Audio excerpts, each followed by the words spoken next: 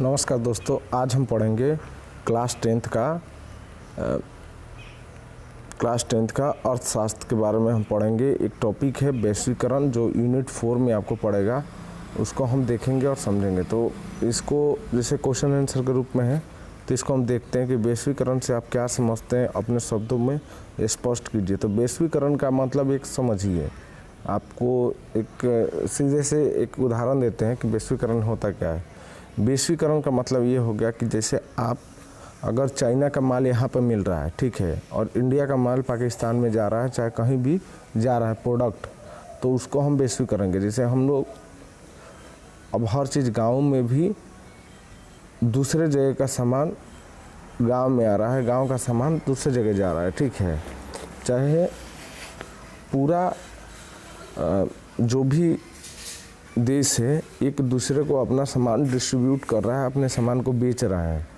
तो बेचने के कारण क्या हो रहा है कि बाज़ार बन रहा है। बाज़ार बनने से एक हमारा वैश्वीकरण डेवलप हो रहा है।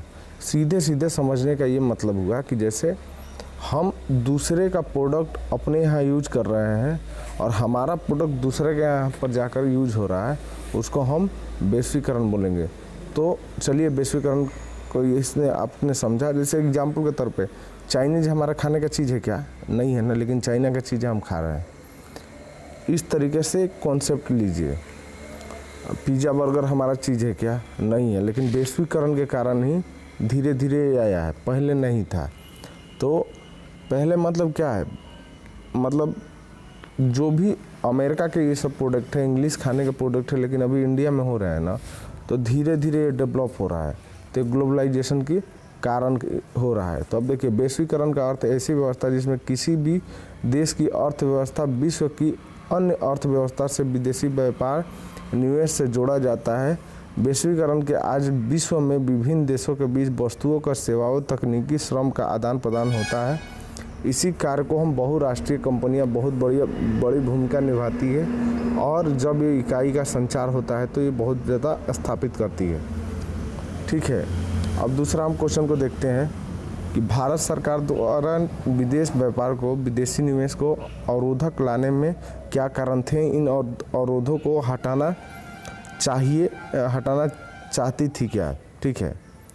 स्वतंत्रता के बाद भारत सरकार ने विदेशी व्यापार को, विदेशी निवेश पर प्रतिबंध रखा। विदेशी प्रतिबद्धता को देश में उत्पादों का संरक्षण प्रदान करने के लिए अनिवार्य माना। 1950 से लेकर 1960 के बीच में उद्योगों की स्थापना हुई, और इन नवोदित उद्योगों को आयात को प्रतिस्पर्धा करने की अनुमति दी गई। इसलिए भारत ने केवल अनिवार्य चीज़ों जैसे मशीनरी, उर्वरक, पेट्रोलियम को ही आयात की अनुमति दी। मतलब देखिए, जब भी हमारा देश आज़ाद हुआ 1947 में, तो उसके बाद जैसे आयात, आप समझते हैं आयात किसको बोलते हैं? आयात जो हम दूसरे देशों से सामान मंगाते हैं, ठीक है। अगर हम दूसरे देशों से सामान मंगाते हैं तो उसको हम आयात बोलते हैं। अगर हमको दूसरे देशों में अपना सामान भेजना है तो उसको हम निर्यात बोलते हैं। मतलब दूसरे देशों से सामान मंगाकर खरीद रहे हैं तो उसको हम आयात बोलेंगे। अगर दूसरे देशों से हमको सामान को भेजना है या बेचना है तो उसको हम निर्यात बोलेंगे। तो सन 1951 के आर्थिक नीति का परिवर्तन है। आर्थिक नीति में ध्यान रखिएगा कि डॉक्टर मनमोहन सिंह वित्त मंत्री थे और नरसिम्हा राव की सरकार थी। इसके कारण जो आर्थिक नीति परिवर्तन हुआ, तो हम लोग देखिए, जो भी जनरेटर वगैरह था, उर्वरक था, पेट्रोलियम प्रोडक्ट था, उसी का हम आयात करते थे। तो ठीक है। तो जब 1951 में आर्थिक नीति का परिवर्तन किया गया, तो सरकार ने निश्चय किया कि भारतीय उत्पादों को विश्व के उत्पादों के साथ प्रतिस्पर्धा करानी चाहिए। प्रतिस्पर्धा का मतलब आप सीधा सीधा समझिए कि कंपटीशन करानी चाहिए। उनके अपेक्ष में हमको खड़ा होना पड़ेगा। तो इससे क्या होगा कि देश के उत्पादों को प्रदर्शन में सुधार होगा और गुणवत्ता सुधारेंगे। इसलिए विदेशी व्यापार एवं निवेश के से अवरोधों को काफ़ी हद तक हटा दिया। मतलब जितना भी प्रतिबंध पहले लगा था, उसको क्या किया था कि उसको हटाना चालू किया, और इसका अर्थ यह है कि वस्तुओं की सुगमता और आयात की जा सके और विदेशी कंपनियों को कार्यालय के कारखाने को स्थापित की जा सके। सरकार द्वारा अवरोधों को प्रतिबंध हटाने की प्रक्रिया को हम उदारीकरण कहते हैं। मतलब उदारीकरण किस लिए कहते हैं कि जो जैसे बहुत सारा प्रतिबंध हम हटा लिए, जैसे आप आए हमारे देश में निवेश कीजिए और प्रोडक्ट बनाइए। यहाँ पर भी बहुत सारे लोग जो उद्योगपति बैठे थे, उस समय क्या हुआ था कि आपको एक चीज़ सुई बनाने के लिए कई प्रकार के लाइसेंस लेने पड़ते थे। लेकिन धीरे धीरे जैसे अब हमारा क्या हुआ कि एक चेंज आया। चेंज 1991 में जब भी हम अगर आर्थिक नीति पढ़ते हैं देश की, तो उस समय इतना बड़ा मूवमेंट था कि जो सरकार ने जो कदम रखा था अपना एक जेन्युइन टॉपिक, मतलब जो भी एक दिशा निर्देश उसने तय किया था। तो आज देखिए जितनी बड़ी इंडस्ट्री हमारे देश में प्राइवेट सेक्टर में पनप रही है, वो सरकार के ही कारण से पनप रही है। नहीं तो क्या था कि जैसे हम लोग देश आज़ाद हुआ ना, तो देश आज़ाद होने के समय पे हम किसी को बुलाते नहीं थे। बुलाना का मतलब क्या हुआ कि जैसे देश आज़ाद पे क्या हुआ था कि पहले जब भी विदेशी आए, विदेशी मतलब ब्रिटिश लोग आए, तो ब्रिटिश लोग आने के बाद क्या हुआ कि हमारे यहाँ कंपनी लगाए, कंपनी लगाते लगाते वो लोग कब्जा कर लिए। कब्जा करने से हम गुलाम हो गए। तो जैसे ही हमारे देश आज़ाद हुआ तो मेंटलिटी बन चुकी थी सरकारों को किसी को आने नहीं देना है, स्वदेशी को अपनाना है, इस तरीके से काम हुआ। लेकिन अगर आप देखेंगे, अगर किसी भी बिजनेस को आप सेटअप करते हैं, अगर आपका निवेश नहीं आता, निवेश मतलब पैसा नहीं आता है दूसरे जगह से, तो आप एक मोटा मोटी मान के चलिए कि आपका बिजनेस का ग्रोथ नहीं होगा। ठीक है, तो बिजनेस का ग्रोथ करने के लिए आपको दूसरे देशों से पैसा मंगाना पड़ेगा और अपने इंडस्ट्री को सुधारने के लिए, अब देखिए मान कर चलिए अगर आप अकेले ही पढ़ रहे हैं, अकेले ही आप स्टडी कर रहे हैं, तो आपको क्या मालूम पड़ेगा? आप तो समझेंगे कि हम ही सब जानते हैं।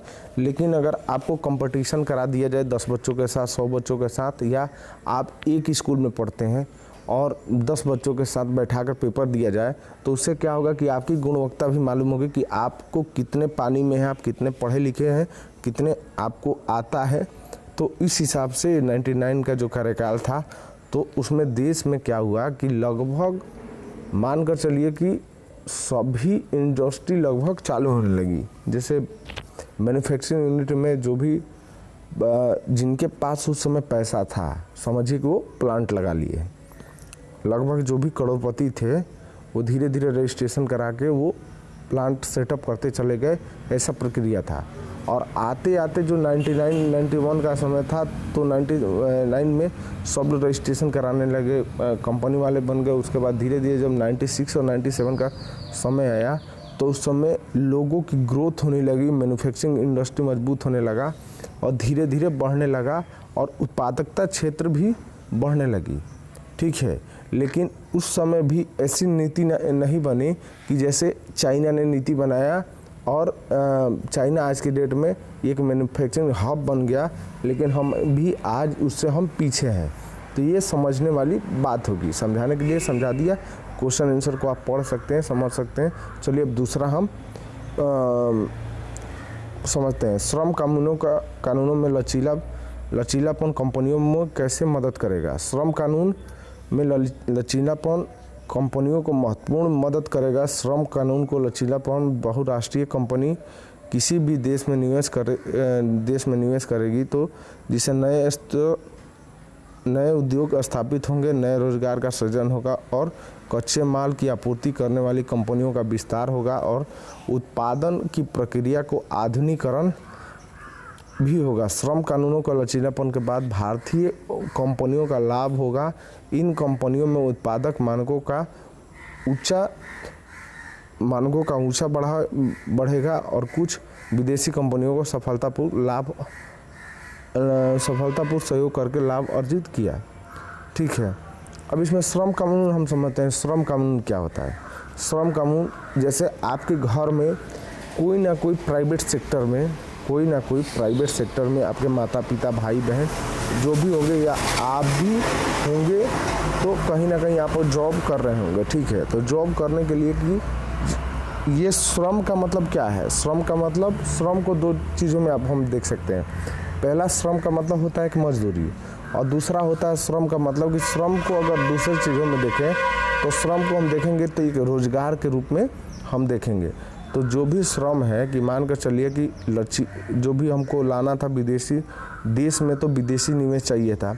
अब जैसे विदेशी निवेश होंगे तो हमारा क्या होगा कि उद्योग क्षेत्र स्थापित होंगे, नए रोजगार बढ़ेंगे। मतलब नए रोजगार कहने का मतलब क्या होगा कि कोई भी अगर इंडस्ट्री आती है, अभी जो हमारे देश में स्किल इंडिया पर सबसे ज़्यादा जोर दिया जा रहा है, तो क्यों दिया जा रहा है?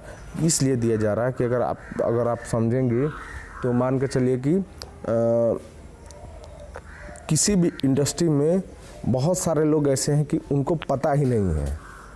बहुत सारे लोग ऐसे हैं कि वो लोग अभी तक ऐसी शिक्षा नीति नहीं थी कि हमारे देश में एक अलग तरीके से स्किल को डेवलप किया जा सके। अभी जो शिक्षा नीति आई है उसको डेवलप किया जा सके।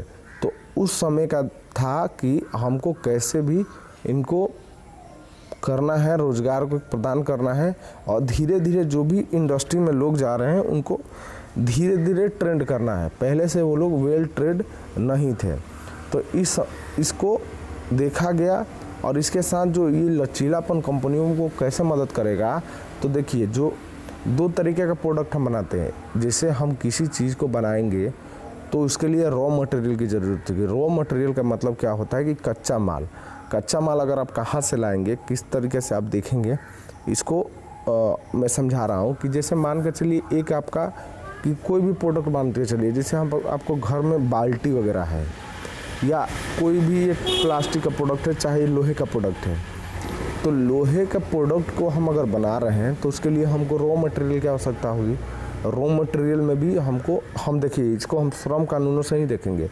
तो रॉ मटेरियल के लिए भी हमको कैसे हमको मान कर चलिए कि कैसे हम डेवलप करेंगे, और डेवलप करने के साथ साथ हम उसको देखेंगे कि कहाँ से हम माइनिंग करवा रहे हैं, कहाँ से हमारा पेट्रोलियम से हमारा जो बाल्टी का प्रोडक्ट निकलता है तो भी पेट्रोलियम का भाग है, तो दाना कहाँ से निकल रहा है। तो उस सिचुएशन में अगर हम देखते हैं तो उसमें भी हमारा रोज़गार का चांस बढ़ेगा। अगर आप एक इंडस्ट्री को लगाते हैं तो उसके कई इंडस्ट्री या कई रोज़गार को स्थापित हो जाते हैं। जैसे आप एग्जाम्पल के तौर पे देखेंगे, अगर आपका एक होटल इंडस्ट्री है, एक होटल अगर आपका पास में खुलता है तो कितने लोगों को रोज़गार देता है? लगभग मान कर चलिए कि एक होटल लगभग 600 से 700 लोगों को रोज़गार देता है, अगर उसका बढ़िया से अगर आप कैलकुलेशन करेंगे तो। क्योंकि एक एग्जाम्पल के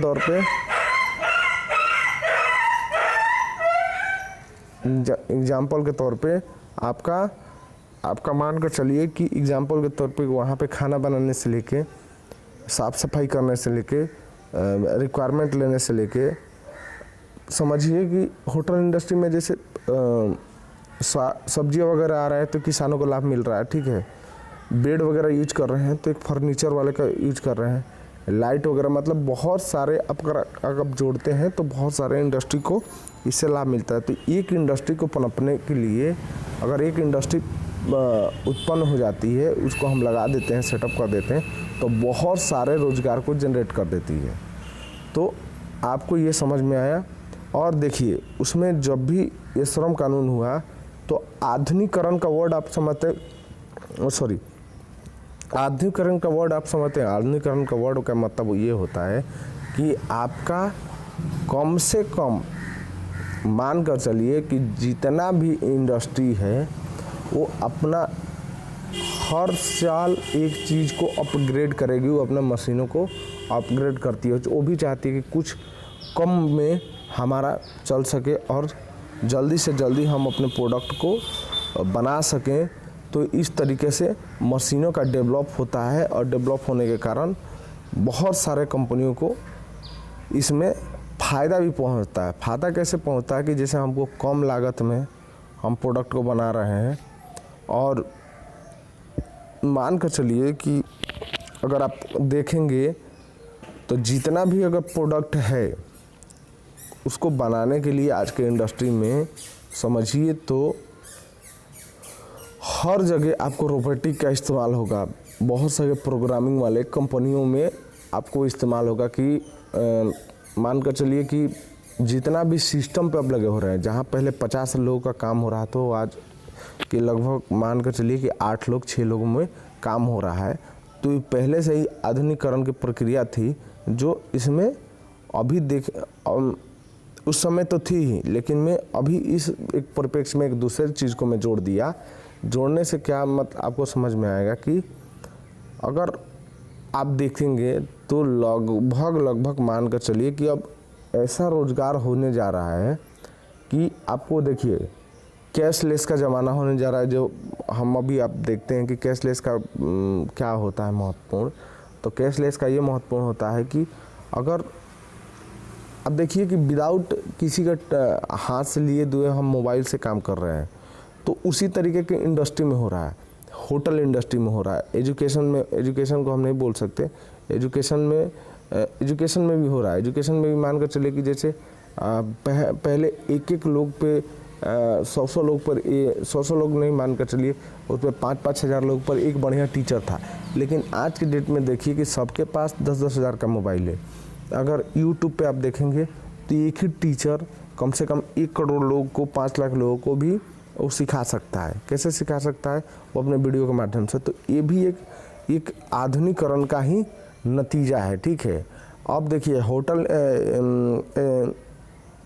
हेल्थ इंडस्ट्री में क्या हो रहा है। हेल्थ इंडस्ट्री में कि मान कर चलिए कि पहले जो ऑपरेशन वगैरह डॉक्टर से होता था, तो हम रोबोटिक का यूज कर रहे हैं और इस तरीके से हम कभी भी काम कर रहे हैं। मशीन इंडस्ट्री में क्या हुआ कि जहां हम अपने हाथों से कारीगरी करते थे, वो कंप्यूटराइज का ज़माना हो गया है। तो इस तरीके से हम करते हैं।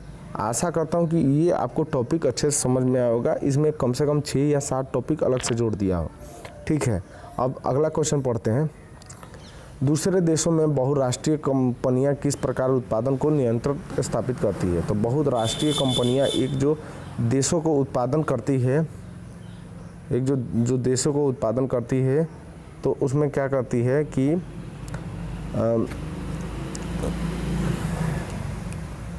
बहुराष्ट्रीय कंपनियां जो देशों में उत्पादन को नियंत्रित या स्वामित्व रखती है, ये कंपनियां देशों को कारखाने का स्थापित करती है जहां ये सस्ता श्रम और अन्य साधन मिल सके, जहां सरकारी नीतियों को अनुकूल हो।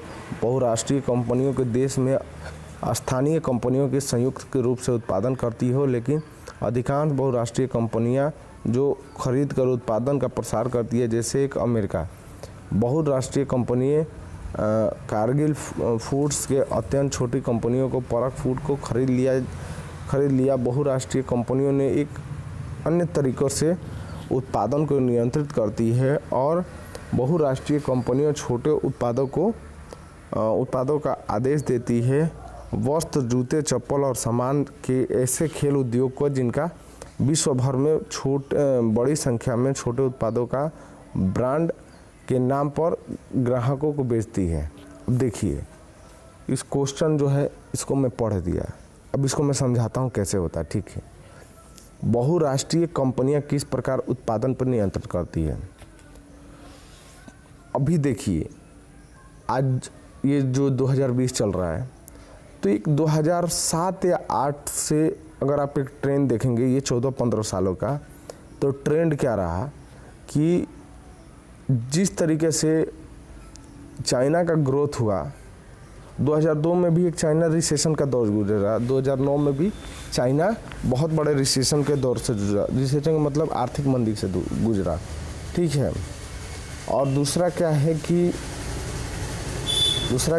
कि जब भी ये कंपनियों की बात आती है, तो कंपनियां किस प्रकार ये कार्य अपना काम चलाती है और किस प्रकार वो अपना नियंत्रण करती है किसी भी प्रोडक्ट पे। तो सिंपल सा देखिए, चाइना का प्रोडक्ट है वीवो, ठीक है, अमेरिका का प्रोडक्ट है एप्पल।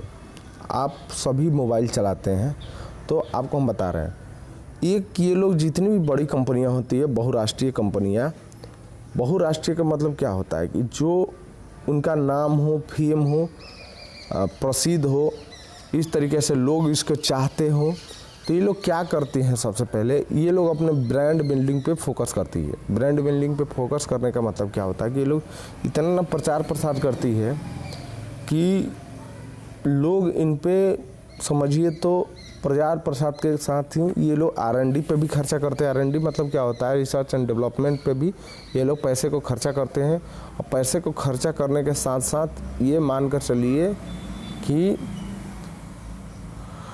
ये इतना ना अपना फैला लेती है कि इनका लगभग मार्केट शेयर बहुत बढ़ जाता है। बढ़ने के साथ ये लोग क्या करते हैं कि आप जाएंगे, इनको स्टडी करेंगे इन कंपनियों को, तो इनका एक मार्केट शेयर हो गया। तो बहुत ऐसे देश हैं कि जो अपना प्रोडक्ट दूसरे देशों में बनाते हैं, जैसे एप्पल हो गया, तो एप्पल का भी प्रोडक्ट चाइना में बनता है। अब चाइना में बनता है, उनका सेटअप हो गया, चाइना के लोग बनाएंगे। लोग बनाने के साथ साथ अब वो क्या करेंगे कि अमेरिका के नाम पे मुहर लगेगा और उस तरीके से बनेगा, रहेगा मेड इन चाइना ही। तो इस तरीके से क्या होगा कि कुछ सस्ते दर पे समझिए तो उनको कारीगर मिल जाएंगे। कारीगर मतलब जो भी बनाने वाले मशीनिंग को रहेंगे। और दूसरा, कारीगर मिलने के साथ साथ अगर आप देखेंगे तो इनको सिर्फ एक मोहर से काम रहता है। मोहर से का मतलब क्या होता है कि हमको कहीं से भी सामान बनवा लेना है और बनाकर अपने सामान को क्वालिटी इम्प्रूवमेंट के लिए चेक करना है। चेक करने के बाद हमको सेल कर देना है। तो इस तरीके से बहुराष्ट्रीय कंपनियां काम करती है और उत्पादन पर नियंत्रित करती है। नियंत्रण का क्या मतलब है कि हमारा सामान कितना बिक रहा है। जैसे मार्केट में हमको चाहिए 100 ट्रैक्टर या 100 मोबाइल या 1 लाख मोबाइल चाहिए। 1 लाख मोबाइल चाहिए ना, हम 60,000 मोबाइल आपसे बनवाएंगे, ठीक है, 40,000 होल्ड रखेंगे, ठीक है। आज के डेट में ई-कॉमर्स का ज़माना है। अब इसको मान कर चलिए कि हम तुरंत गए अपने प्रोडक्ट को देखें कि प्री बुकिंग हो रहा है क्या। आप अगर देखेंगे कि अमेजोन पे या चाहे फ्लिपकार्ट हो गया कि कोई भी मोबाइल का सेल आता है तो पहले ही प्री बुकिंग करा लेते हैं। प्री बुकिंग कराने का मतलब कि 15 दिन बाद आपको ये मोबाइल मिलेगा या 7 दिन बाद मिलेगा। 10,000 पीस रखें, 10,000 पीस को दिखाए और तुरंत ही उनका सेल लगता है 5 मिनट का। तुरंत 5 मिनट में मोबाइल 10,000 पीस उड़ गया, ठीक है, बुक हो गया। तो उस सिचुएशन में क्या करेंगे वो लोग कि अपना पता कर लेते हैं कि डेटा कितना लगा हुआ होता है, मतलब कितना हमारा सेल होगा। और सेल होने के साथ ही उतना ही उत्पादन कराते हैं। और कहाँ से कराएंगे, दूसरे जगह से कराएंगे, ठीक है। तो इस तरीके से कॉन्ट्रैक्ट का बोझा मिलता रहता है। दूसरा एक तरीके में अभी मैं मोबाइल पर समझा, दूसरा चीज़ को समझाता हूँ। जो आप जूता पहन रहे हैं, जो आप मोजे पहन रहे हैं, जो आप मशीन का सामान यूज़ कर रहे हैं, इंडिया में भी क्या होता है कि चाइना में माल बनने के साथ ही वहाँ पर खाली हम किसको मंगाते हैं। इंडिया मैन्युफैक्चरिंग सेक्टर नहीं है, ध्यान रखिए। मैन्युफैक्चरिंग सेक्टर अब होगा क्योंकि अभी कोरोना चल रहा है, चाइना से हमारे संबंध खराब हैं और अभी हम चाह रहे हैं कि डेवलप होगा। यहाँ पर मैक्सिमम चीज़ हम इंडस्ट्री में असेंबली को ही ध्यान में रखकर करते हैं। मतलब मान कर चलिए कि असेंबली को ही हम मेन चीज़ मान कर चलते हैं। हमारा चाइना में ही पार्ट बन के आ गया, पार्ट बनने के बाद हम खाली असेंबल किए और अपना नाम चिपका दिए। तो इस तरीके से काम होता है इंडस्ट्री में कि आपका गियर आ गया, चैन आ गया, सब कुछ आ गया, स्पॉकेट आ गया, जो भी आपका मोटरसाइकिल का प्रोडक्ट है आ गया, सीट कवर आ गया, बेल्ट आ गया, बेल्ट बोल रहे, सीट कवर आ गया, कांच आ गया, जो भी है बस यहाँ पर हमको फिटिंग करते हैं। फिटिंग करने के बाद लिखवा दिए कि ये गाड़ी है, महिंद्रा है, स्कॉर्पियो है, जो भी है मान कर चलिए, जो भी बाइक है, तो उनका भी हम प्रोडक्ट बाहर से मंगाते हैं, ठीक है, और देखते हैं। लेकिन अभी एक कोरोना चल रहा है। कोरोना के बाद बहुत सारे देश का दिमाग जो समझेंगे कि जो भी बहुत सारे लोग का मेंटलिटी चेंज हो रहा है कि अब हम पे खुद निर्भर पड़ना पड़ेगा, क्योंकि ऐसा इंडस्ट्री का दशा हो गया है कि आप समझेंगे तो मान कर चलिए कि आने वाले दिनों में या अभी से ही बहुत सारे ऐसे लोग हैं कि बहुत दूसरे चाइना पे ही नहीं रहेंगे, दूसरे देशों पे शिफ्ट होंगे और खुद की मैन्युफैक्चरिंग को वो समझेंगे, ठीक है, और अपना काम करेंगे। तो इसमें मैंने 5-6 टॉपिक और ऐड किया है। आशा करता हूँ कि आपको ये क्वेश्चन समझ में आएगा। बहुराष्ट्रीय कंपनियाँ किस तरीके से ऐड करती है, तो समझिए कि कहीं से सामान बनवाया और बनाकर वो लोग अपने नाम को एक होर्डिंग चिपका दिए और चिपकाने के साथ साथ अपना काम कर दिए। तो इस तरीके से होता है। अब देखिए 5वां जो क्वेश्चन है अपना, विकसित देश विकासशील देशों के और व्यापारी का निवेश का उदारीकरण क्यों करना चाहते हैं? क्या आप मानते हैं कि विकसित देशों के बदले में ऐसी मांग करनी चाहिए? विकसित देश विकासशील देश उनके व्यापार का निवेश का उदारीकरण करना चाहते हैं। इसका मानना है कि विदेश का व्यापार विदेशी निवेश के सभी अवरोध को हानिकारक है, इसलिए अवरोधन करना चाहिए और मुक्त व्यापार होना चाहिए। विश्व में सभी नीतियाँ उदार बनानी चाहिए, इसलिए विकसित देश की पहल विश्व की संगठन को बनाया गया है जो अंतर्राष्ट्रीय व्यापार से संबंधित नियम को लागू करता है। विश्व में नियमों के कारण विकासशील देशों के अवरोधों को हटाने के लिए विवश हुए हैं, जबकि विकसित देशों को अनुचित ढंग से व्यापार का बरकरार रखा है। विकसित देशों के समय समय पर विकासशील देश समय समय पर विकसित देशों से प्रश्न पूछते हैं कि उन्हें व्यापार संगठन के नियम को ताक पर रखकर अपने अवरोध बना रखें। यह मुक्त न्यायगत संगति होती है। विकासशील देश विश्व के व्यापार के संगठन को मानकर अवरोधों को हटा रहे हैं, तो विकसित देश अवरोधों को हटाने तो विकसित देशों को भी अवरोधों को हटाना होगा। ये जो क्वेश्चन है, अब समझते हैं कि विकसित देश क्या होता है, विकासशील देश क्या होता है। विकसित देश मतलब बड़ा, विकासशील देश मतलब जो अपने से जूझ रहे हैं और बढ़ रहे हैं। जैसे अपना इंडिया हो गया, एशियन के बहुत सारे देश हो गया, अमेरिका हो गया जो विकसित है, ठीक है। इसमें क्या होगा कि जो भी बड़े देश हैं, तो वो लोग तो मान कर चलिए कि अपना जो एक क्राइटेरिया सेट कर लेते कि हमको इतना चाहिए, हमको इतना व्यापार करना है, क्या नहीं करना है, और इन लोगों पे क्या करते हैं कि थोप देते हैं। जो भी विकासशील देश आ रहे हैं उन पे थोप दिया जाता है, और थोपने के साथ साथ कि हम ये मनमानी करवाने लगते हैं, ठीक है। तो अगर आप इस परिप्रेक्ष्य में, इस क्वेश्चन के परिप्रेक्ष्य में देखेंगे, तो ऐसी कुछ नीतियाँ जो दूसरे के समक्ष में होती है, ऐसी कुछ नीतियाँ जो दूसरे के समक्ष में होती है, उसको आप जैसे क्या होता है कि कुछ इंडस्ट्री में हम ही सिर्फ उत्पादन करेंगे, दूसरा कोई उत्पादन नहीं करेगा, तो इससे क्या होता है कि भाव का बढ़ने का चांस बढ़ जाता है और एक पैटर्न बन जाता है इन लोगों के लिए। तो कहीं कहीं है कि इसको फॉलो कर सकते हैं, लेकिन चाइना वैसा एक देश है कि जिसमें अगर आप देखेंगे तो मान कर चलिए हर चीज़ का कॉपी करता है, ठीक है, हर चीज़ का कॉपी करता है और बनाता है।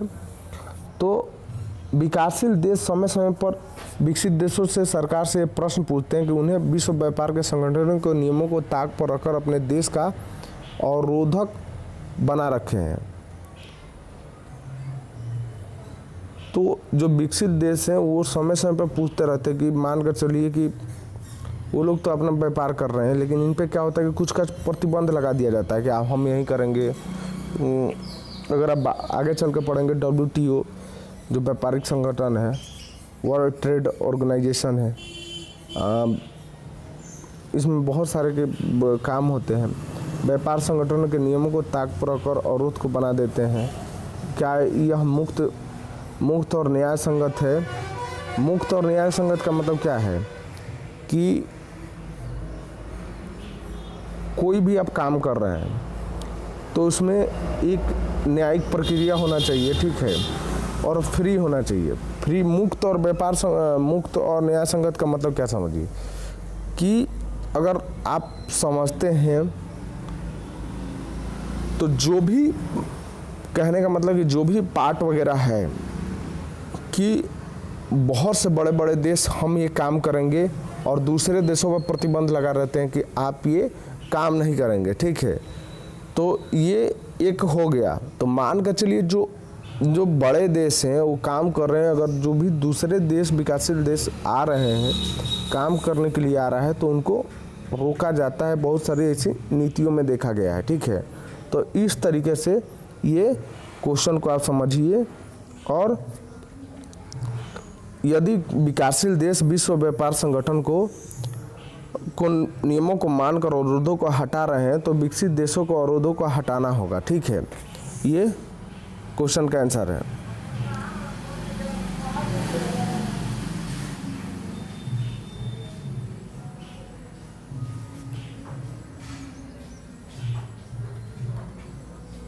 सॉरी, अब वैश्वीकरण भविष्य जारी रहेगा। क्या आप कल्पना कर सकते हैं कि आज से 20 वर्ष बाद कैसा होगा? अपने उत्तर को दीजिए। देखिए, मेरे इसके अनुसार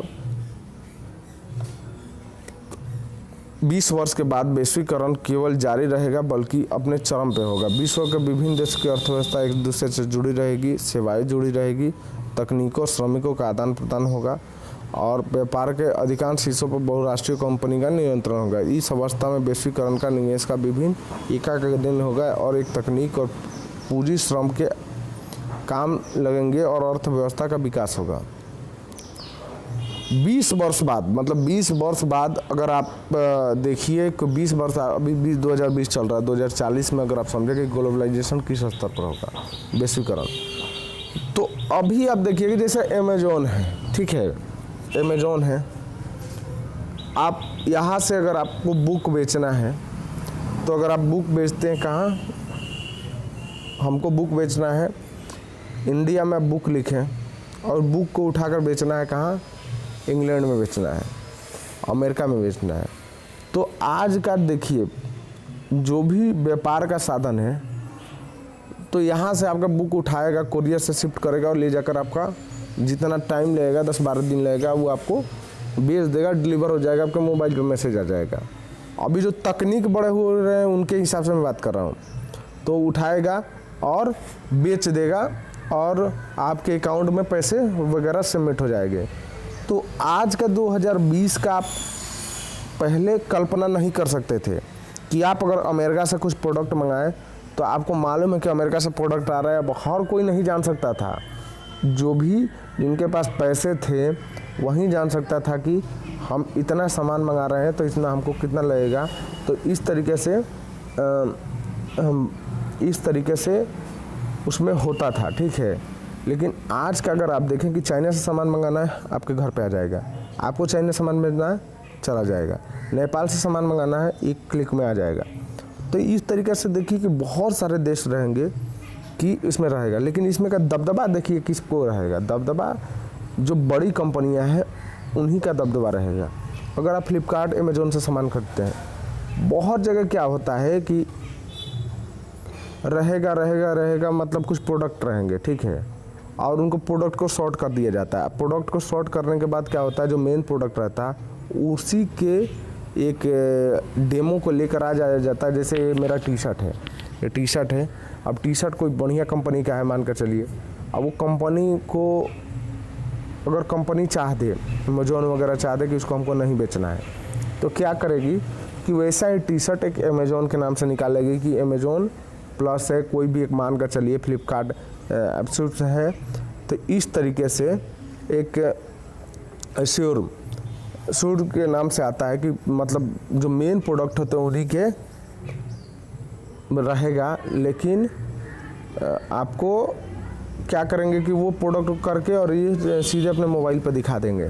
तो इस तरीके से क्या होगा कि आपका प्रोडक्ट जो रहेगा वो उनका प्रोडक्ट दिखने लगेगा और बिकने लगेगा, क्योंकि उनके पास मार्केट है, उनके पास सब कुछ है, वो अपना प्रोडक्ट बेच सकती है।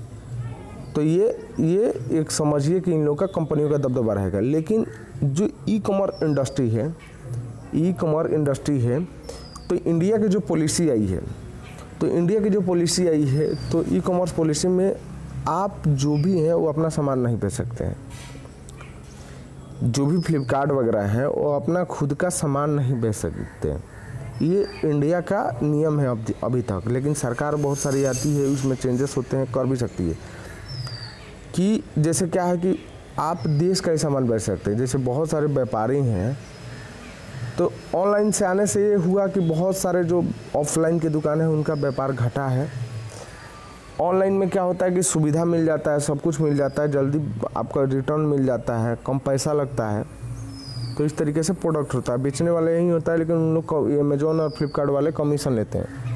तो एक आप समझिए कि जो ई कॉमर्स इंडस्ट्री है, तो ई कॉमर्स इंडस्ट्री में इंडिया में अगर आप देखेंगे तो इंडिया में मानकर चलिए कि जो भी व्यापार है, ठीक है, जो भी व्यापार वगैरह है वो आप ई कॉमर्स इंडस्ट्री का, तो दूसरे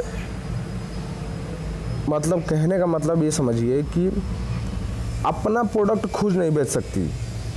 ये इसमें संशोधन हुआ 2018 या 2018 में ही जो एनडीए की सरकार है उसने वो कह के बताया कि जब भी आप इंडस्ट्री लगा रखते हैं तो अपना प्रोडक्ट आप नहीं करेंगे, ठीक है, सेल नहीं करेंगे, और जो भी यहाँ की है चाहे जो कंपनियाँ हैं उस पर सेल होने लगेगा, ठीक है। तो ये सब मैं आपको बताया, आपको समझाया। आशा करता हूँ कि आपका जो भी कॉन्सेप्ट होगा दिमाग में बैठा होगा। क्वेश्चन आंसर तो अलग चीज़ है, लेकिन ये क्वेश्चन आंसर का जो एक डेप्थ है उसको आपको समझना पड़ेगा दिमाग में। आशा करता हूँ कि आपको टॉपिक समझ में आया होगा वैश्वीकरण के बारे में। देखने और सुनने के लिए धन्यवाद। इसी तरीके के वीडियो लाऊंगा, आपका कॉन्सेप्ट क्लियर करूँगा। और ये 10वीं लेवल का ही नहीं है, मान कर चलिए जो अर्थशास्त्र से पढ़ रहे हैं, जो ऊपर के जो सरकारी नौकरी की तैयारी कर रहे हैं, उनके लिए भी एक समझने का चीज़ है। आपका माइंड उस स्तर से समझेंगे तो आपकी परीक्षा वगैरह में भी आपका काम आएगा। देखने और सुनने के लिए धन्यवाद, नमस्कार। आशा करता हूँ कि आपको पसंद आएगा। प्लीज़ चैनल को सब्सक्राइब कीजिएगा, एक लाइक कर दीजिएगा और सब्सक्राइब ज़रूर कीजिएगा, ठीक है। देखने और सुनने के लिए धन्यवाद, नमस्कार, फिर से नमस्कार।